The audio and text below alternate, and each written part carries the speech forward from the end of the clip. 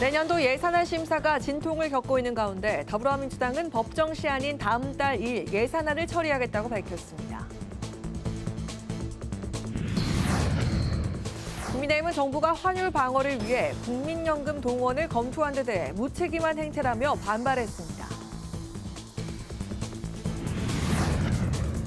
여야가 대장동 국정조사와 관련한 회동에서 합의점을 찾지 못하고 모레 본회의가 열리기 전 다시 만나기로 했습니다. 국민의힘은 협상이 결렬되면 필리버스터를 검토하기로 했습니다. 파워 인터뷰. 오늘은 대장동 항소 포기 국정조사 요구와 필리버스터 검토에 대해 국민의힘 신성범 의원에게 들어봅니다.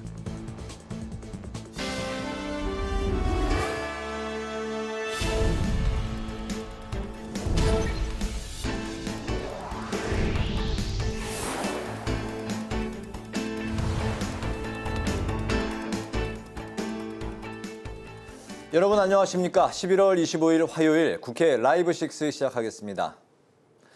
여야가 내년도 예산안을 두고 팽팽히 맞서고 있는 가운데 더불어민주당은 예산안을 법정 시한 내 처리하겠다고 밝혔습니다. 민주당은 법원 행정처 폐지를 핵심으로 하는 사법개혁안을 공개했습니다. 김동길 기자입니다. 더불어민주당은 다음 달 2일 내년도 예산안을 처리하겠다는 방침을 분명히 했습니다. 김병기 원내대표는 원내대책회의에서 법정기한 준수는 국회의 책무라며 예결위 의결은 28일, 본회의 처리는 다음 달 2일을 목표로 흔들림 없이 진행하겠다고 말했습니다. 지역 경제를 살리는 예산, 소상공인과 청년을 돕는 예산, 미래 산업 기반을 만드는 예산은 절대로 후퇴할 수 없습니다. 민주당은 집권 여당으로서 이 예산들이 제자리를 찾도록 끝까지 책임 있게 챙기겠습니다. 민주당은 주주충실 의무 명문화와 집중투표제 의무화에 이은 세 번째 3법 개정안 처리도 강조했습니다. 국내 증시 저평가 해소를 위해 마지막 퍼즐인 자사주 소각을 올해 안에 마무리 짓겠다고 밝혔습니다. 취득 후 일정 기한 내 소각 의무를 부여하되 임직원 보상 등 일적 요건 목적의 경우에는 주주총회의 특별 결의 등 승인을 받아야만 보유 또는 처분할 수 있도록 주주 권리를 강화합니다. 당내 사법행정 TF는 오늘 대법원장에게 집중된 권한을 분산하는 사법개혁안을 공개했습니다. 먼저 법원 행정처를 폐지하고 법원의 인사징계와 예산 회계 등을 심의 의결하는 기구인 사법행정위원회 설치를 제시했습니다. 또 대법관의 정관예우 근절과 징계를 구체화하고 각급 법원의 사법행정에 관한 자문기구인 판사회의 구성을 소속 판사 전원으로 확대하겠다고 밝혔습니다. 국회방송 김동길입니다. 국민의힘은 정부가 환율 방어에 국민연금을 동원하려 한다고 강하게 반발했습니다. 장동혁 대표는 구미에서 대장동 항소 포기를 규탄하는 네 번째 지방순회 여론전을 폈습니다. 오다힌 기자입니다. 국민의힘은 환율 급등이 계속 이어졌지만 정부와 금융당국이 안이하게 대응해왔다고 비판했습니다. 특히 이제 와서 국민연금을 환율 방어에 동원하는 건 무책임한 행태라고 지적했습니다. 국민연금을 환율 방어에 동원한다는 것은 현 정부의 실책으로 인한 외환시장 불안의 책임을 전 국민의 노후에 떠넘기는 꼴입니다. 국민의힘은 국회 기획재정위원회 차원에서 고환율 대책 마련을 위한 긴급 현안 질의를 추진한다는 방침입니다. 어제 입법 예고한 노란봉투법도 정부와 여당이 졸속으로 추진하고 있다며 즉각 재개정해야 한다고 주장했습니다. 내년 3월 노란봉투법이 시행되면 자동차, 조선 등 협력업체가 수천 개에 이르는 기업들은 1년 내내 노사협상에 시달릴 거라고 우려했습니다. 노란봉투법은 장애 수준이 아니라 기업 활동 자체를 어렵게 만드는 법입니다. 국민의힘은 내년도 예산안 처리가 끝나는 대로 여야 민생경제협의체를 가동하여 제1과제로 노란봉투법 폐기에 나서겠습니다. 국민의힘은 경북 구미에서 네 번째 장외 여론전을 진행했습니다. 장동혁 대표를 중심으로 당 지도부는 검찰의 대장동 항소 표기를 규탄하고 법원이 이재명 대통령의 재판을 재개해야 한다고 촉구했습니다. 국민의힘은 내일 충남에서 국민대회를 열고 28일부터는 대구, 대전, 강원, 경기 순으로 이어간다는 계획입니다. 국회방송 오다인입니다. 국회 본회의가 27일 열릴 예정입니다. 여야가 초당적으로 발의한 K스틸법과 해수부 이전 특별법, 지역의사 양성법과 비대면 진료 법제화 법안 등이 이미 상임위를 거쳐 본회의 안건으로 올라가 있습니다. 추경호 국민의힘 전 원내대표에 대한 체포동의안 표결도 앞두고 있어 여야 간의 전운이 감돌고 있습니다. 장정영 기자입니다. 모레 예정된 국회 본회의에 여야 합의로 상임위에서 의결된 비쟁점 민생 법안들이 처리를 앞두고 있습니다. 먼저 여야 의원 106명이 초당적으로 발의해 산자 중기위를 통과한 이른바 K스틸법, 미국의 50% 고율 관세와 글로벌 공급 과잉 등으로 위기에 놓인 철강 산업을 지원하는 법안입니다. 지역 공공의료기관에서 10년간 의무적으로 근무할 의사를 뽑는 지역의사 양성법과 환자가 의료기관에 직접 방문하지 않고 전화나 화상통화 등의 비대면 진료를 법제화하는 의료법 개정안도 이미 복지위 문턱을 넘어 본회의 의결을 앞두고 있습니다. 여야 의원들이 각각 발의해 병합심사된 해양수산부 부산 이전 특별법은 해양수산부와 관련 산하기관의 부산 이전을 제도적으로 지원하고 해양특화지구 제도를 신설하는 내용을 담아 27일 본회의 안건으로 오릅니다. 하지만 27일 여야 뇌관을 건드리는 안건도 있습니다. 12.3 비상계엄 당시 국회의 계엄 해제 표결을 방해했다는 혐의를 받고 있는 추경호 국민의힘 의원에 대한 체포동의안 표결입니다. 추경호 원내대표가 계엄 해제 의결을 방해한 죄가 확인이 된다면 국민의힘은 10번이고 100번이고 국회 의결을 방해한 제목으로 정당 해산 갑니다.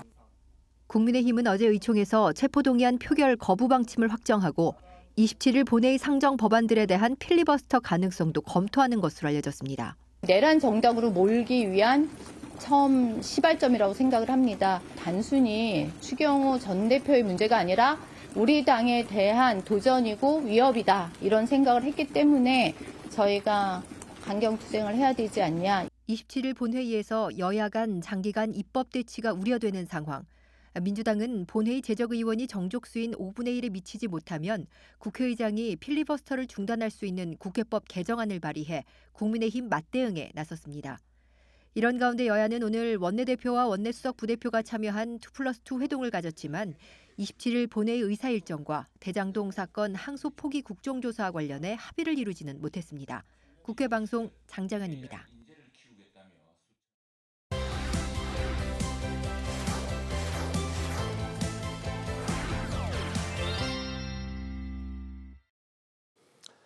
네, 이슈픽 서완한 개건 기자와 함께 필리버스터를 검토 중인 국민의힘 이야기부터 나눠보겠습니다. 서 기자, 어서 오십시오. 네, 안녕하십니까? 네, 국민의힘이 본격적인 강경투쟁을 공식화한 가운데 민주당이 추진하고 있는 모든 법안들에 대해서 필리버스터를 하는 안을 검토하고 있다고요?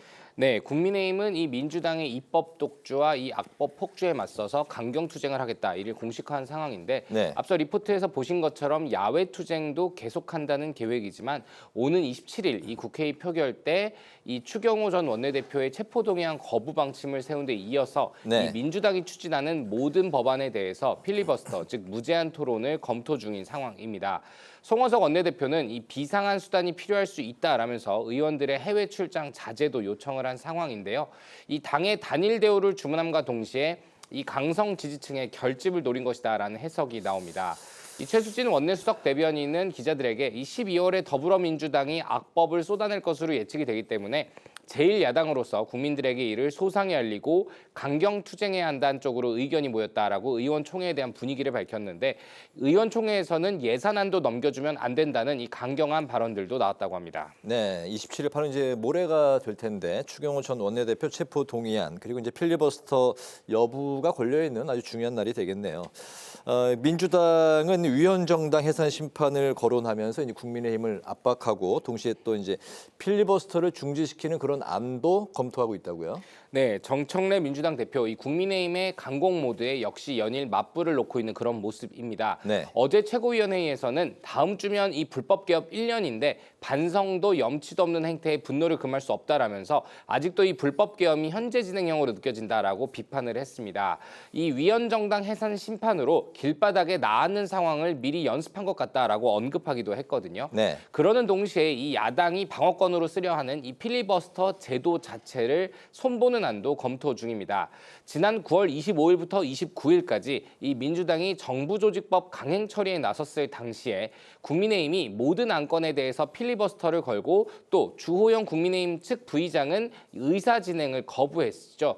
때문에 당시에 우원식 국회의장과 이하경 민주당 부의장이 2교대로 의사 진행을 맡아서 체력적 부담을 호소한 바 있었습니다. 네. 현재 이 민영배 민주당 의원은 본회의장에 재적의원의 5분의 1, 즉 60명 이상이 출석하지 않으면 국회의장이 필리버스터를 중지할 수 있도록 하는 법안을 발의한 상황인데요.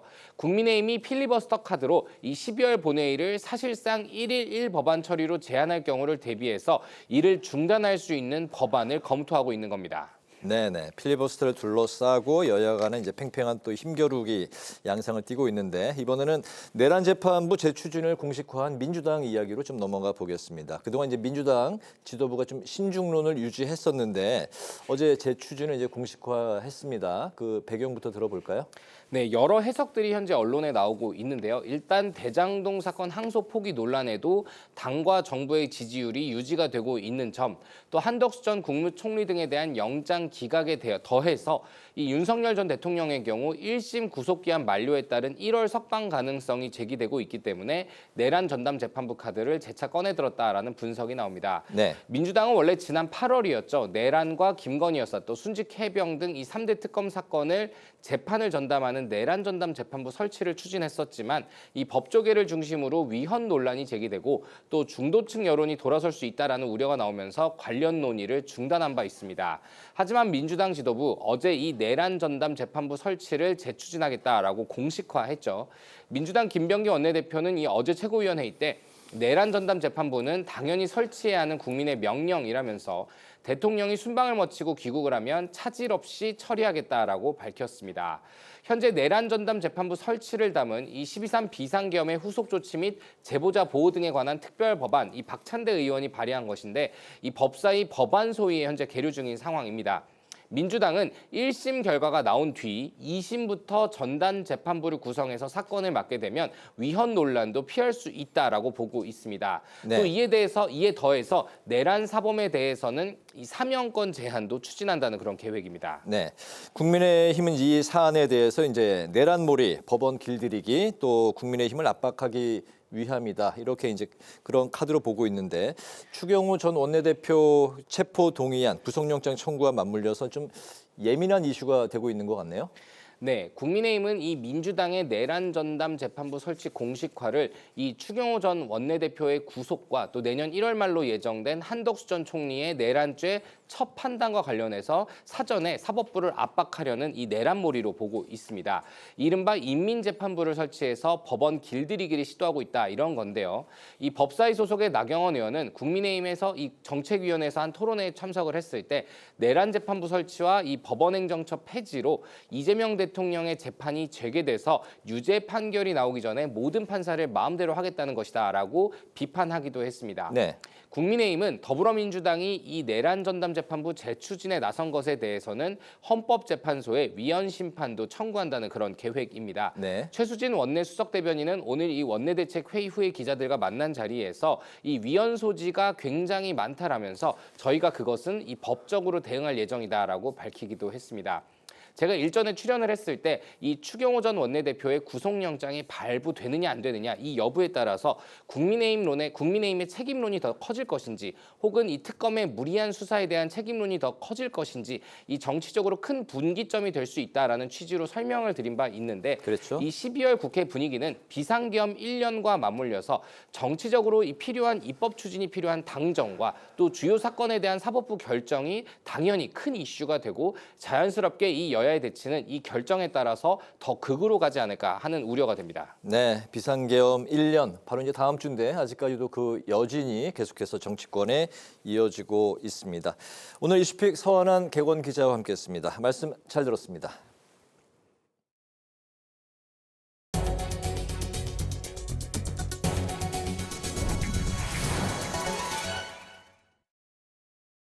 AI 시대가 도래하면서 관련 산업의 국가 경쟁력 확보가 가장 중요한 국가적 과제가 됐습니다.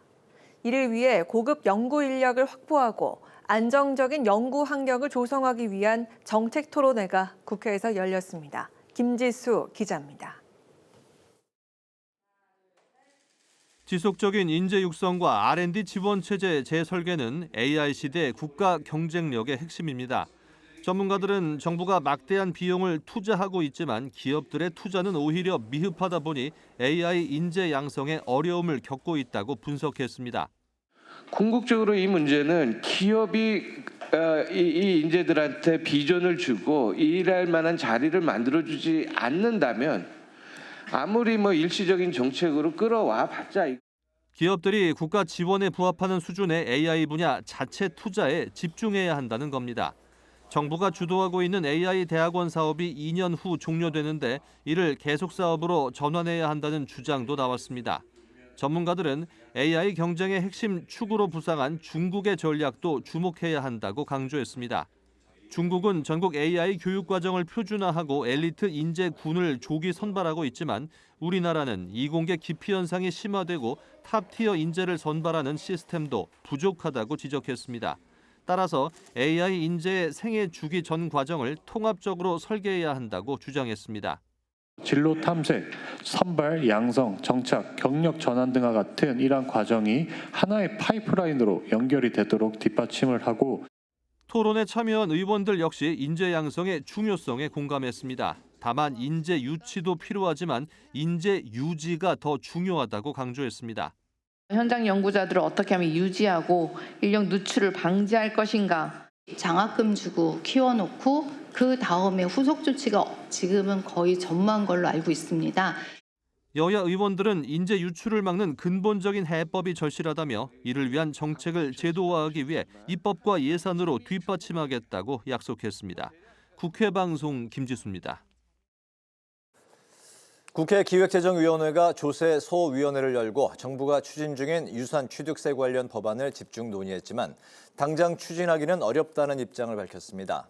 조세 소위 위원장을 맡고 있는 박수영 국민의힘 의원은 유산 취득세를 도입하면 2조 원이 넘는 세수가 감소된다며 합의를 이뤄 제도를 도입하기에는 아직 무리가 있다고 밝혔습니다. 이어서 기재부에 조세 중립적으로 유산 취득세 제도를 재설계해달라고 요구했다며 앞으로 공청회 등을 거쳐 장기 과제로 추진해 나아가겠다고 덧붙였습니다. 더불어민주당이 정년 연장과 퇴직 후 재고용을 결합한 입법과 지원 방안을 마련하고 있다고 밝혔습니다. 정청래 대표는 오늘 한국노총과 고위급 정책협의회를 열고 고령화와 인구 감소로 정년 연장은 더 이상 선택이 아닌 필수 과제가 됐다고 말했습니다.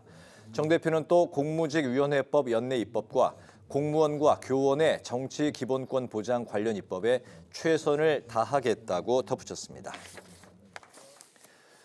국민의힘은 이재명 대통령이 어제 기인의 간담회에서 했던 대북정책 발언에 대해 북한 눈치 보기를 하고 있다고 비판하고 있는 책임 있는 대북정책으로 전환하라고 촉구했습니다. 조영술 국민의힘 대변인은 논평을 통해 헌법 제4조에 따라 흡수 통일을 포함한 다양한 통일 정책을 검토해야 하는데 이 대통령 스스로 흡수 통일이라는 선택지를 저버렸다고 비판했습니다. 또 이 대통령이 대북 확성기 방송을 국가적 업보라고 비난한 것도 책임 있는 국가 지도자의 모습으로 보기 어렵다며 북한의 반응만 살피는 접근에서 벗어나라고 지적했습니다. 우원식 국회의장이 지난 23일 선출된 조국 혁신당 대표와 면담을 갖고 국정 안정과 민생 개혁을 위한 역할을 잘해달라고 당부했습니다. 우 의장은 민생 개혁 정당을 앞장서 만들겠다는 조 대표의 의지를 대단히 환영한다며 불평등 문제 해결을 위해 더욱 나서달라고 주문했습니다. 조 대표는 우 의장이 주장해온 원포인트 개헌에 전적으로 동의한다며 내년 지방선거에서 헌법 전문 개정과 함께 지방 분권 강화를 헌법 1조에 명시하는 개헌을 함께 진행해야 한다고 강조했습니다.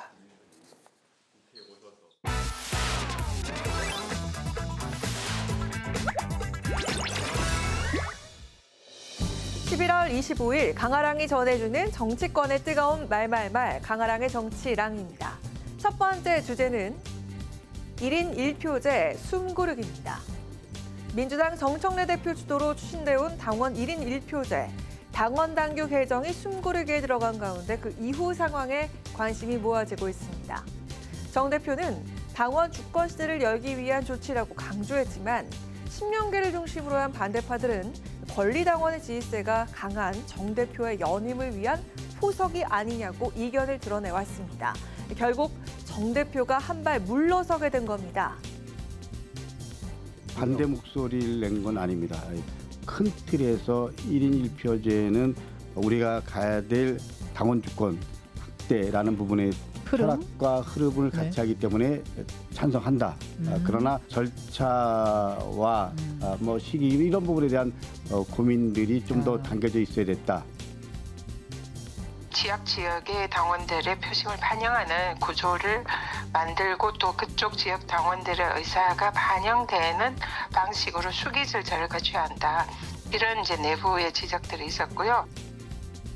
당원 당규 개정 최종 관문인 중앙위원회를 11월 28일에서 12월 5일로 미루기로 한 건 영남 등 권리당원 수가 적은 지역에서 가중치를 두는 등의 보완책이 마련돼야 한다는 지적이 나왔기 때문이란 겁니다.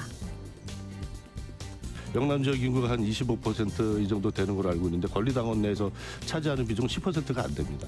영남 지역을 비롯한 그 좀 험지라고 평가되는 지역에서 권리당원들이 당 활동에 대한 어떤 효능감을 느끼고 소속감과 자긍심을 고취할 수 있는 보완이 필요하다. 제도 마련 과정에서 우려를 표시했던 의원들 역시 이처럼 원칙적으로 1인 1표제 방향성엔 다들 동의하고 있는 분위기입니다. 반대가 아닌 보완을 위한 수기 과정이라는 점에 방점을 두고 있는 겁니다.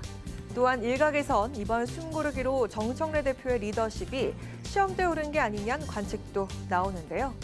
앞서 정 대표는 충분한 의견 수렴 없이 개정안을 진행한다는 비판이 이어지자 이재명 대표 시절부터 요구됐던 사안이라고 강변한 바 있습니다. 정청래 대표께서 꼭 이재명 대통령까지 소환할 필요가 있는가 해서 조금 더 설득하자. 저는 그렇게 말씀드립니다. 김대중 대통령도 국민이 못 따라오면은 손을 놓지 말고 그대로 설득해라 하는 거예요. 그렇기 때문에 정청래 대표의 설득 노력이 되면은 저는 1인 1표제가 좋다. 이번 논란이 계파 갈등으로 번지는 게 아니냐는 우려 또한 제기되는 가운데 일주일간의 수기 과정을 통해 과연 원만한 협의에 이를 수 있을지 지켜봐야 할 것 같습니다. 이어서 두 번째 주제는 장외투쟁 효과입니다. 국민의힘이 지난 추석 연휴 이후 2달 만에 다시 장외투쟁에 나선 가운데 그 실질적인 효과에 대한 회의론이 당내 일각에서 제기되고 있습니다. 의석이 지금 107석밖에 안 되고 민주당이 모든 것을 마음대로 하고 있거든요. 그러니까 이런 방법으로라도 국민들께 호소하겠다는 그 어떤 방향에 대해서 저는 반대하진 않아요. 일반 시민들이나 이런 분들이 홍해서 막 모이는 그런 경우는 별로 많지는 않거든요. 집회 필요성은 인정하는데 이게 집회 한계가 아니냐. 검찰의 대장동 항소 포기와 정부의 내란 TF에 대한 비판 여론이 비등한 만큼 이를 호재 삼아 목소리를 높이려는 야당 공세가 그다지 힘을 받지 못하는 한계점을 드러내고 있다는 의견이 나오고 있는 건데요. 하지만 이 방법밖에 없다는 지도부의 절박한 목소리도 있습니다. 소위 장외투쟁이다 이렇게 표현을 하기보다는 우리가 할 수 있는 것은 다 하겠다 이런 정도로 이해해 주시면 좋을 것 같습니다. 민주당과 이재명 정부가 이제 소위 저희가 얘기하는 내란몰이만 하고 있기 때문에 전국을 직접 찾아다니면서 이런 부분을 좀 알려야 되겠다라는 그런 절박한 마음을 가지고 있습니다. 오늘 12월 3일 비상계엄 1년이 다가오고 있는 만큼 이에 대한 철저하고도 혁신적인 사과와 반성 그리고 통찰이 필요하다는 지적도 나옵니다. 1년 동안 저희가 이 비상계엄을 어떻게 생각하는지에 대한 규명이 필요하지 않나 생각이 듭니다. 그것이 규명되면 사과와 반성은 당연한 일일 것이고요. 네. 앞으로 12월 3일을 기점으로 우리 국민의힘이 어떻게 바뀔 것인지에 대한 메시지까지 내놔야 된다라고. 어제 열린 국민의힘 의원총회에선 계엄 1년을 비롯한 쇄신 관련 논의는 없었던 걸로 전해지고 있습니다. 계엄 1년이 되는 내달 초까지 쇄신과 투쟁을 둘러싼 국민의힘의 당내 논쟁은 계속될 것으로 보입니다. 지금까지 강아랑의 정치랑이었습니다.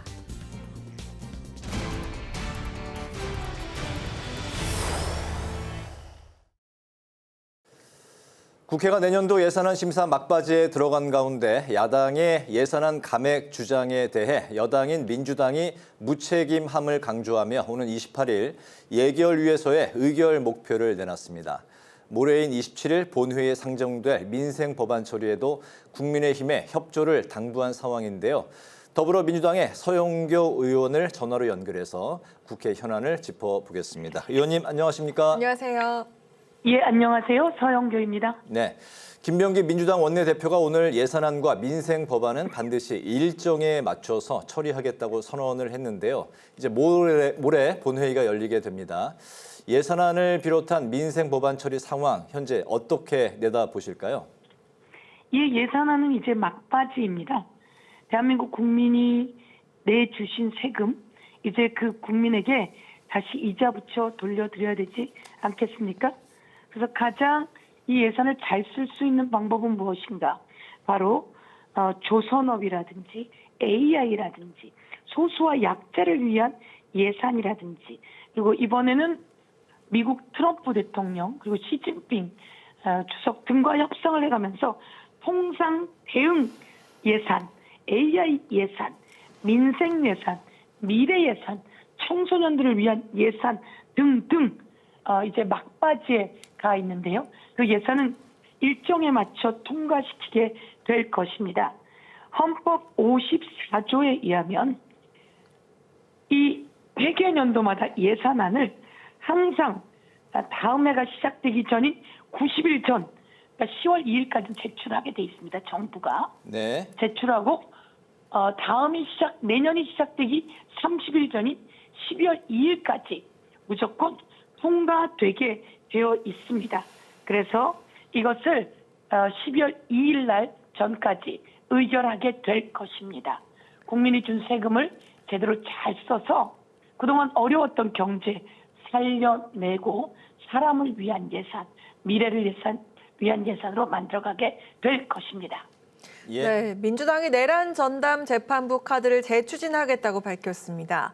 국민의힘은 헌법 위반이라면서 헌재 위헌 심판을 청구하기로 한 상황인데요. 내란 전담 재판부의 입법화가 민주당의 계획대로 조기에 현실화할 수 있을까요? 정말 있을 수 없는 일이 있었습니다. 지난해 12월 3일이죠. 대한민국은 1980년대 비상계엄이라고 하는 것을 겪었습니다. 전두환은 그 불법 비상계엄을 저지르고 끝내 감옥으로 갔습니다. 그리고 끝내 처벌했습니다. 그런데 딱 40여 년이 지난 작년 12월 3일 윤석열 정부에 의해서 내란 불법 비상계엄이 진행되었습니다. 그런데 이 불법 비상계엄은 바로 진압되었고 윤석열은 파면됐습니다. 그럼에도 불구하고 내란 재판이 제대로 진행되어야 하는데 지금 지기현 판사 등의 내란 재판이 국민의 조롱거리로 전락하고 있습니다. 그리고 이번에 알아보니 윤석열 사건을 지기현 판사에게 갖다가 꽂아줬습니다. 이것을 랜덤으로 배당한 것이 아니었습니다. 지기현 판사에게 윤석열 사건, 노상원 사건 등을 갖다 꽂아줬습니다. 이것은 원칙상 잘못된 겁니다. 지기현이라고 하는 판사는 식품 전담 판사였습니다. 벌써 법원에는 전담 재판부가 있어 왔습니다. 이진건 판사는 선거와 부패 전담, 지기현 판사는 식품 전담. 그렇다면 윤석열, 노상원 등의 사건은 당연히 이진건 판사에게 가는 게 맞지 않았겠습니까?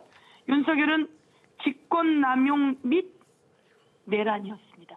직권남용이라면 당연히 선거와 부패인 이진관에게 갔어야 하는 거다. 저는 이렇게 생각하는데요. 그 법원이 윤석열 사건을 직위원에게 갖다 꽂아주고 직위원이 윤석열을 구속 취소시켜주고 그리고 재판을 아주 희화화시키고 있는 이 시점에 온 국민은 저런 재판은 안 돼. 직위원 재판은 교체되어야 해. 이렇게 하고 있기 때문에 내란 전담 재판부 국민들의 여론이 뒷받침해주고 있다. 이렇게 말씀드리면서 역사적인 내란 재판을 하려면 그렇게 내란 전담 재판부로 해야 된다. 이렇게 말씀드리고요. 국민의힘에서 위원 이런 얘기하는데요. 법원에 벌써 전담 재판부가 다 있었어요. 선거부패 전담 재판부, 식품 전담 재판부 직위원 등등. 그러면 내란, 직권남용과 내란에 대해서 제대로 재판하고 처벌하려면 내란 전담 재판부가 필요하다. 그래서 빠르게 추진해 나가도록 하겠습니다. 네, 오늘 말씀 여기까지 듣겠습니다. 고맙습니다. 감사합니다. 지금까지 서영교 더불어민주당 의원과 이야기 나눠봤습니다.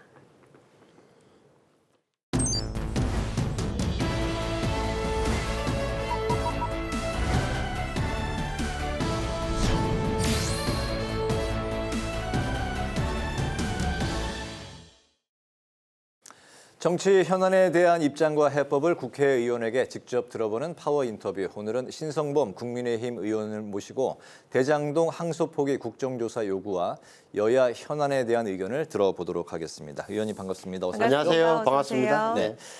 국민의힘이 추경호 전 원내대표에 대한 체포 동의안을 거부하겠다는 입장을 밝혔습니다. 오는 27일, 그러니까 모레가 될 텐데요. 이제 본회의가 열리는데 표결에 참여할지 여부는 협의를 통해서 당일 오전 한 11시경에 결정할 예정인 걸로 전해지고 있는데요. 이제 민주당은 내란 중요 임무에 가담한 의원들이 더 있는 거냐, 뭐 이렇게 이제 또 각을 세우고 있습니다. 이번 사안, 체포 동의안 좀 어떻게 보고 계십니까? 정확하게 말하면은 추경호 의원 체포 동의안에 대해서 국민의힘 의원들이 본회의장에 들어가서 표결해야 옳으냐, 뭐 틀린 이런 건데 당내 기류는 표결하에 불참하자는 거부가 아니죠. 잠깐만 표결 불참이죠. 이렇게 본회의장에 들어가지 말자는 의견이 다수예요. 왜 그러냐면 아시는 대로 이 안건은 일반 안건이기 때문에 과반 출석에 과반만 하면 되는 거잖아요. 저 이렇게 본다면 이거는 100% 본회의 통과예요. 통과. 네. 통과가 예정돼 있고 될 수 있는 사안인데 이걸 국회의원들이 우리 국민의힘이 들어가서 저는 반대표를 던져본들 아무 의미가 없는 이런 거잖아요. 그러니까 이걸 꼭 들어갈 필요가 있냐라는 이야기를 우리는 할 수밖에 없는 거고 또 하나는 이게 참 지금 의석 분포를 다시 한번 확인해 보시면 좋겠습니다. 우리가 107석, 민주당이 아마 107석이 안 될 텐데 범여권 그러니까 정의당이나 뭐 조국혁신당에 포함하면 제 기억이 맞다면 184석이에요. 184석. 네. 추경호 체포동의안은 표결하는 순간 바로 가결이에요. 우리는 그래서 들어갈 이유가 저는 정경호도 좀 없다고 봐요. 이렇게 안에 들어가서 반대표를 던져본들 의미 없는 그런 행위가 된다. 또 하나는 말씀드리고 싶은 게 여당의 계산법인데 이게 이 추경호 의원 체포동의안이 언제 넘어온 것 같아요? 검찰이 청구한 게 지난달 3일이에요. 지난달 3일. 네. 3일이고 국회 체포 동의안이 넘어온 게 5일이에요. 5일. 지난달 5일이라니까요. 그러면 우리가 보통 이런 거는 국회에 보고된 지 72시간 내에 표결할 수 있게 되잖아요. 우리 상식처럼 이렇게 나오잖아요. 근데 이걸 오늘 27일로 모레로 딱 일정을 잡아놨어요. 왜? 자, 27일 날 추경호 의원 체포동의안이 통과된다. 그다음에 얼마 걸리겠어요? 통과된다면 어떻게 법원으로 넘어가잖아요. 법원은 바로 넘어오는 대로 하는 게 아니라 3, 4일 걸린다. 서류가 왔다 갔다 하는 사이에 적어도 민주당의 계산법은 12월 2일 또는 3일 추경호 의원 영장실질심사, 구속선 피해자 신문이 이루어지도록 일정을 맞춰놓은 거예요. 제가 보기에는. 굉장히 좀 정치 계략적 요소가 깔려 있어요. 그래서 굉장히 좀 기분이 안 좋은데 이런 거다. 따라서 구속 전 피해자 신문, 이른바 영장 전담검사 앞에서 추경호 의원이 가서 소명하고 그 영장이 뭐 나올지 안 나올지 모르겠는데 제가 보기에는 예. 100% 기각이에요. 비상계엄 작년 12월 3일에 좀 일정을 맞췄다고 보시는 건가요? 그러니까 12월 3일 딱 일주일 될 걸 계산해서 역산해서 의사 일정을 27일로 맞췄다. 제가 왜 추경호 의원이 구속영장이 기각되고 보는 이유는 결국은 이 영장 왜 구속영장이 청구됐죠? 표결 방해입니다. 표결 방해. 추경호 원내대표가 장소를 이리저리 옮김으로써 국민의힘 의원들의 표결을 방해했다는 취지인데 방해당했다. 내가 방해받았다. 추경호 의원 때문에. 추경호 원내대표의 지시를 받아서 내가 표결에 내가 들어가려고 하는데 못 들어갔다고 이야기하는 사람이 국민에 단 한 명도 없어요. 이때는 아시는 대로 그날 저도 뭐 안에 들어가 있었습니다만은 국회가 봉쇄됐기 때문에 그 상황에서 유동적인 상황에서 나름 추경호 의원 입장에서는 당사로 모이라 그랬다. 당사는 못 모임 뭐 국회로 가야 됩니다.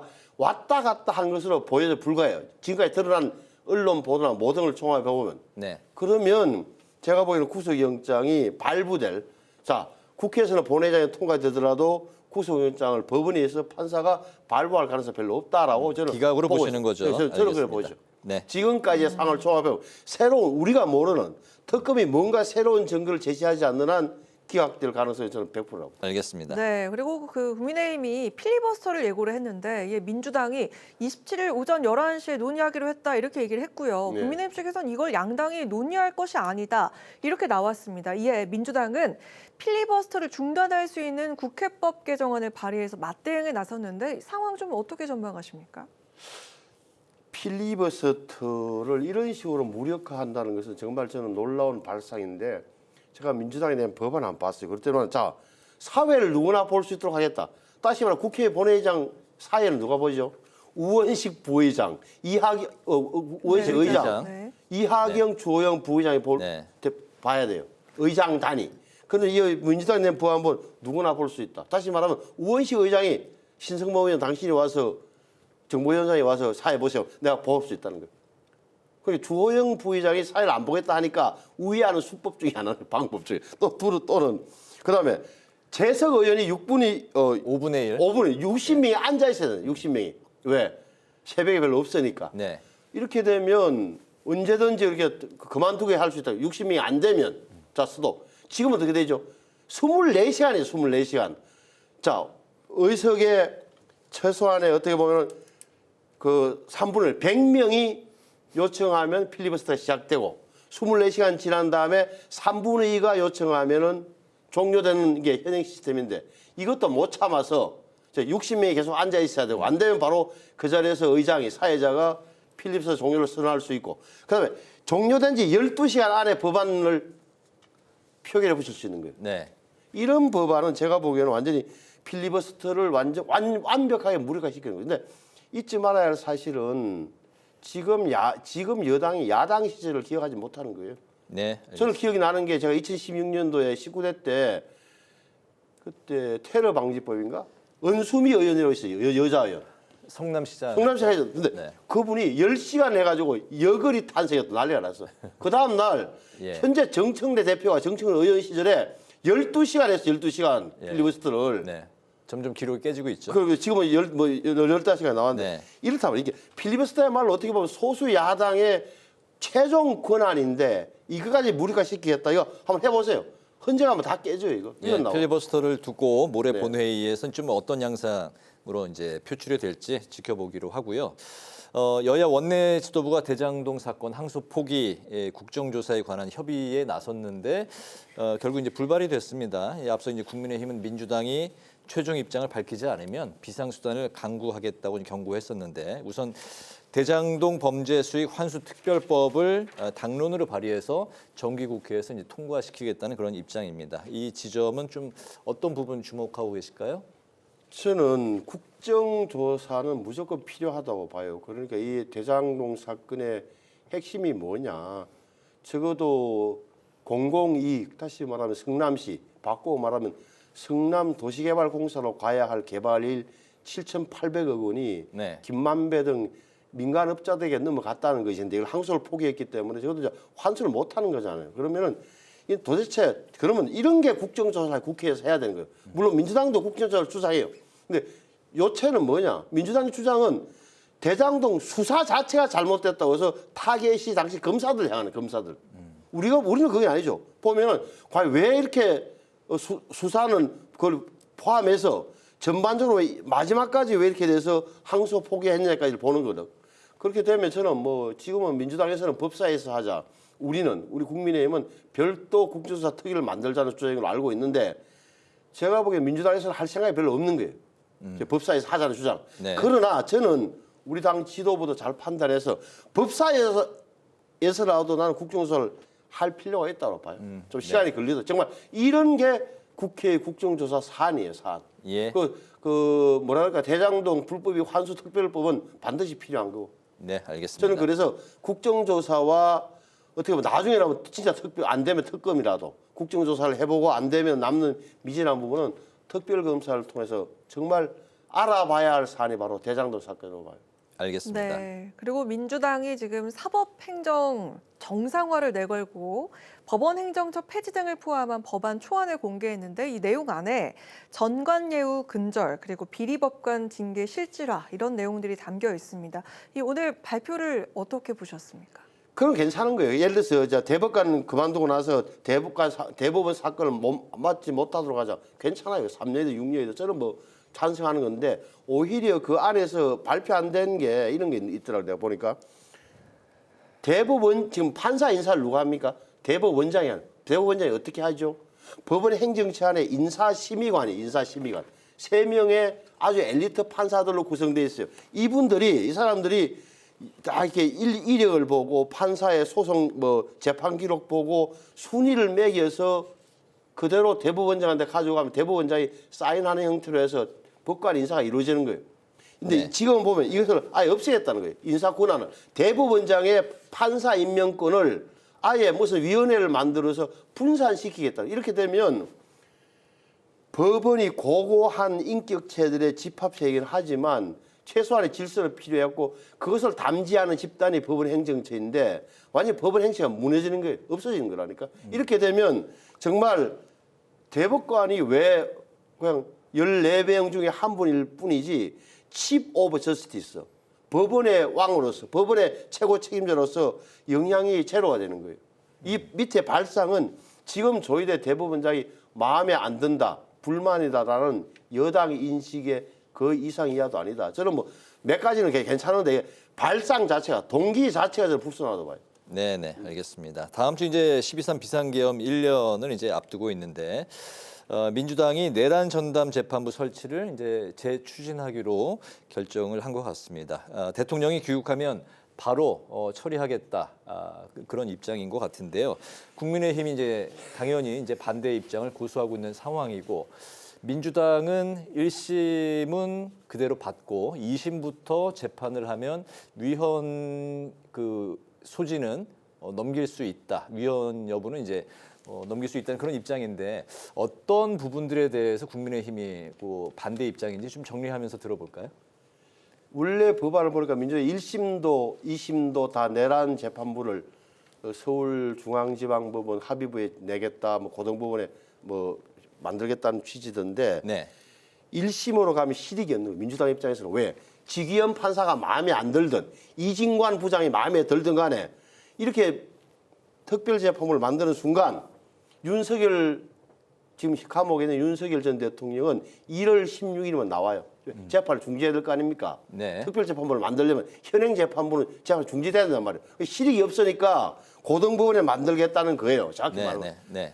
근데 이게 지금 전체적으로 나라에서 12월 3일 이후에 국회는 국회대로 검찰은 검찰대로 공수처는 싸움이 있었지만 모든 법적 절차를 거쳐서 전직 대통령이 처벌받고 감옥에 있는데 내란 재판부가 왜 또 필요하냐 말이에요. 왜 필요하냐고. 결국은 지기현 판사, 조희대 원장에 대한 불안감을 갖고 있는 거예요. 그 이상 이하도 아닌 게 이 상황이에요. 그래서 내란 전담 재판부는 이름이 뭐든 간에 이것은 굉장히 입맛이 안 맞는 판사를 그냥 배제하겠다. 우리 입맛에 맞는 판사로 바꾸겠다는 건 이상 이하다. 아까 서영교 의원이 지기현 판사를 꽂았다 그러고 재판에. 그 굉장히 법사위원을 알고 있는데 조심스럽게 말해야 될 부분이에요. 우리가 알고 있기로도 전자배당에 대해서 지기현 부장이 맡고 싶어서 맡은 게 아니라 떠밀려서 맡은 거란 말이에요. 그 사람의 스타일, 재판 스타일이 어떤지도 유튜브를 봤지만 웃기는 대목이 있지만 적어도 지기현이기 때문에 안 된다. 따라서 고등 부분은 우리 딱 특별검찰도 만들고 특검도 됐고 고등 부분에서도 별도의 패스를 통해서 만들겠다. 우리 입맛에 맞는 재판 결과를 만들어냈다는 것은 굉장히 조급한 것이에요. 왜 지금 봐더라도 윤석열 전 대통령이 재판이 잘못 진행되고 있다고 판단할 근거가 있나요? 지기현 부장의 태도 외에는, 말투 외에는. 그러니까 굉장히 조급한 거라고 민주당이. 네. 네. 재판 지연도 뭐 사실 지금 뭐 그런 일정에 따라서 문제가 없다는 입장은. 아니 예를 들어서 지금 지기현 부장하고 제가 왜 부장 판사 이름까지 알아야 되는지 모르겠지만 하도 많이 보니까 네. 이모 부장이 있고 지모 부장이 있다 칩시다. 그러면 지금 이모 부장 쪽에는 아마 그 한덕수 이런 분들이 재판이 진행 중인 것 같고 지기현 부장 쪽에 아마 윤석열 대통령하고 여인영 씨든가 뭐 있는 것 같은데 어찌됐건 한쪽에서 먼저 판단이 나올 거 아니에요. 지금 봐서는 진행되면. 네. 한쪽에서 만약에 내란에 대한 법적 판단을 내린다면 다음에 재판을 내리는 지부장이든 이부장이든 앞에 판결을 아마 주목하고 따라갈 거야, 논리를. 왜 동료 판사의 결정에 대해서 아니다라고 판단할 근거가 별로 없다면 네. 차용하는 게 어떻게 보면 상례이기 때문에 그렇다면 민주당 입장에서도 전혀 판결 결과를 예단하고 불안에 떨 필요가 없을 텐데 왜 저렇게 특별재판부까지 만들겠다고 하는 것인지 저는 심히 의심돼요. 그 발상 자체가.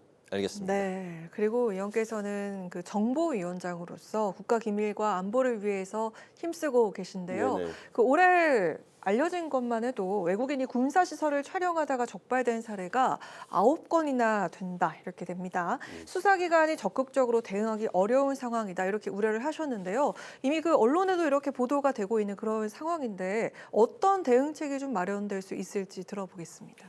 그러니까 이게 참 뭐라 그럴까 우리 형법에 보면 간첩죄라는 게 적국을 위하여 간첩한 자 이렇게 적국을 그 적국은 뭐냐? 국가보안법상 우리 적국은 북한으로 되어 있다. 그래서 예를 들어 중국 국적자, 일본 국적자, 미국 국적자가 우리 군사시설에 대한 정탐을 시도하더라도 처벌할 근거가 약해요. 간첩죄가 적용 안 돼요.